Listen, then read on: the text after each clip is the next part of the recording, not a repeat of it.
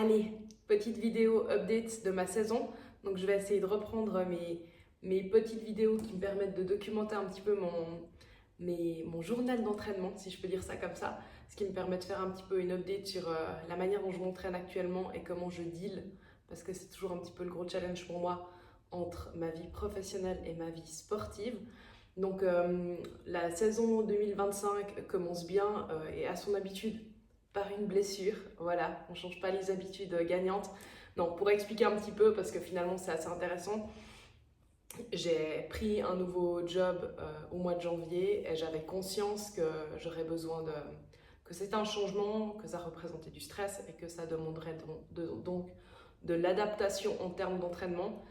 Et j'ai essayé de diminuer le volume consciemment parce que je sentais que ça créait plus de fatigue. Et je trouve que c'est assez impressionnant rétrospectivement de voir comme même si en gros il n'y a rien de négatif, un changement de vie représente un stress assez important pour l'organisme et ça crée vraiment un déficit en termes de récupération. Donc le stress du nouveau job, les nouvelles habitudes en termes d'horaire, le froid, la totale, bref. Petite déchirure au niveau du mollet qui fait que j'ai pas pu faire malheureusement mon Irox ce week-end.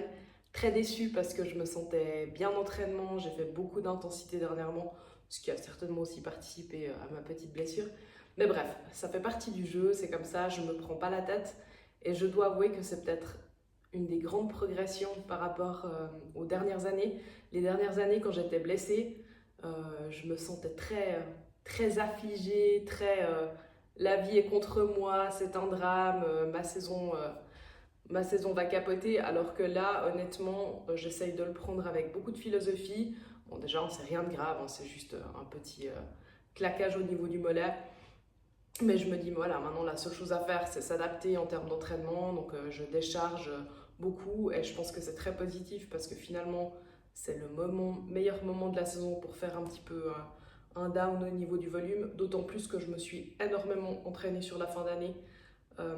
Donc voilà, je me dis un mois de février très chill, finalement c'est ultra positif avant de reprendre la saison, puisque la saison va être, je pense, assez intéressante. En tout cas, je me réjouis beaucoup, même si j'ai de loin pas arrêté tous mes objectifs pour le moment. Donc voilà, donc pour expliquer un petit peu, ce début d'année, c'était plus de l'intensité étant donné qu'il y avait la préparation de l'Irox. Alors l'Irox n'est pas très loin de mon cœur et je pense que je regarderai pour en faire un autre plus tard, mais c'est sûr que là, étant donné les prochaines échéances qui vont arriver, je pense pas que si j'en fais un, ça soit avant la fin de l'année. Voilà. Mais c'est pas grave, j'ai fait la préparation et donc j'ai progressé et je pense que c'est le principal. Et donc là, en fait, en gros, le plan pour les prochaines semaines, mois, comme je l'ai dit, finalement, je vais profiter de faire un mois de février très light en termes de volume, ce qui je pensais très bien parce que je suis encore dans mes débuts professionnels, donc je dois avouer que voilà, ça demande beaucoup de vigilance, beaucoup de présence, et donc c'est très bien, comme je dis, de freiner un petit peu sur le reste et puis de se donner le droit de mettre un petit peu moins d'énergie sur l'entraînement quand on voit qu'il y a un petit peu plus de challenge à côté. Et puis ensuite de ça, le prochain objectif sera les 20 km de Lausanne. Donc ça ne me demande pas une trop grosse préparation pour ma part. Oui, si je veux essayer de gagner un petit peu en vitesse. Donc effectivement, il y aura une préparation qui aura pour objectif peut-être de travailler un petit peu la vitesse pour essayer de faire un chrono qui me fasse plaisir, duquel je puisse être satisfaite. Et puis ensuite de ça, je pense qu'à partir du mois de mai, donc ça veut dire qu'en fait ma préparation pour les 20 km va commencer au mois de mars. Après, il faut vraiment que je gère bien mon volume parce que l'objectif, je suis inscrite à la X Alpine, donc le 140 km de Verbier avec 9300 mètres de dénivelé sauf erreur, qui arrivera donc début juillet. Et donc l'objectif, ça veut dire que depuis le mois de mai, je vais commencer le load d'entraînement un peu plus conséquent pour être prête en juillet.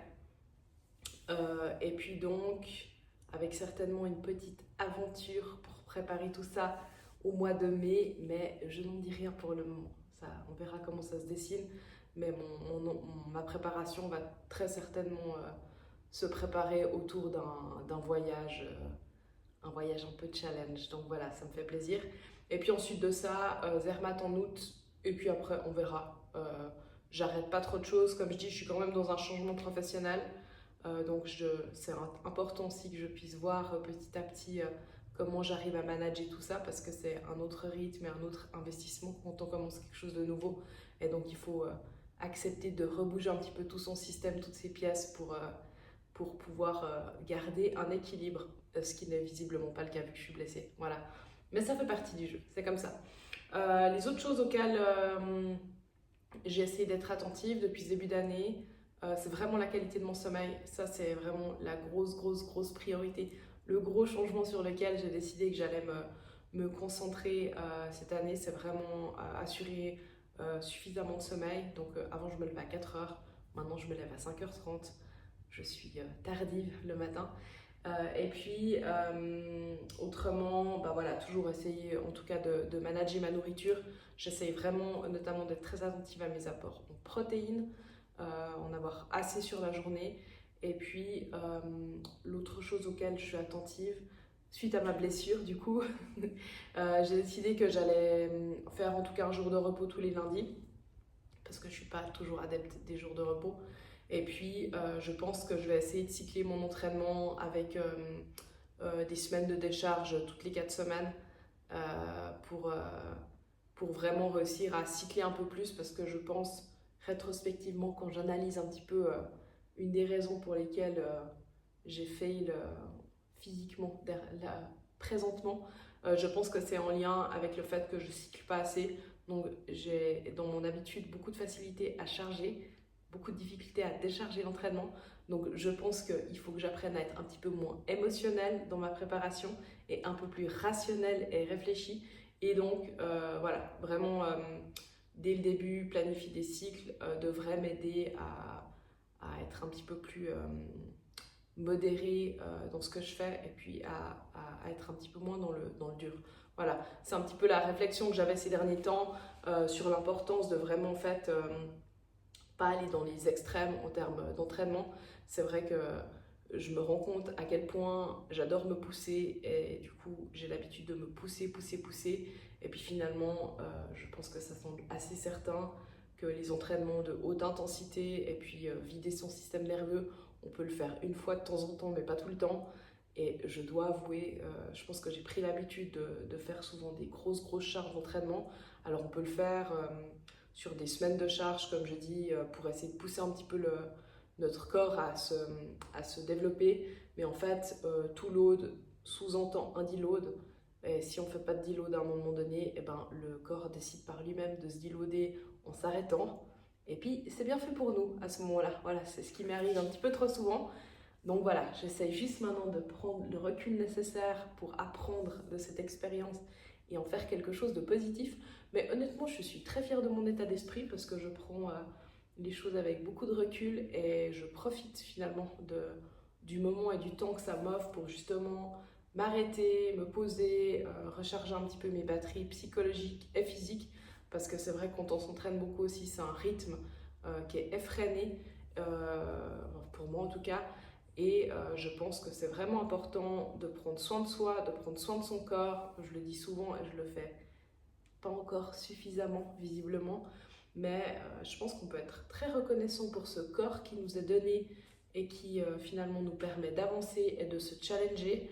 Et donc il faut lui montrer un minimum de bienveillance et savoir aussi en prendre soin et lui donner tout ce dont il a besoin pour qu'il puisse continuer de nous accompagner en bonne santé versus le pousser dans ses limites et puis le faire se cracher. Donc voilà.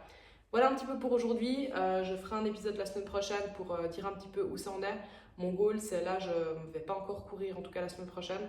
C'est un peu mon objectif. Je vais plutôt axer vélo, natation et ça me fait très plaisir parce que ça fait des mois que j'ai pas trop nagé ni fait de vélo parce que j'étais sur la préparation de l'Irox. Et puis je pense que voilà, normalement d'ici fin de semaine prochaine, début de semaine suivante, on verra comment je sens un petit peu mes appuis sur ma jambe. Gentiment, je reprendrai le load, mais avec vraiment l'objectif de faire un mois de février, comme je l'ai dit, très light. Voilà, je vous souhaite à tous une belle soirée et je vous dis à très vite.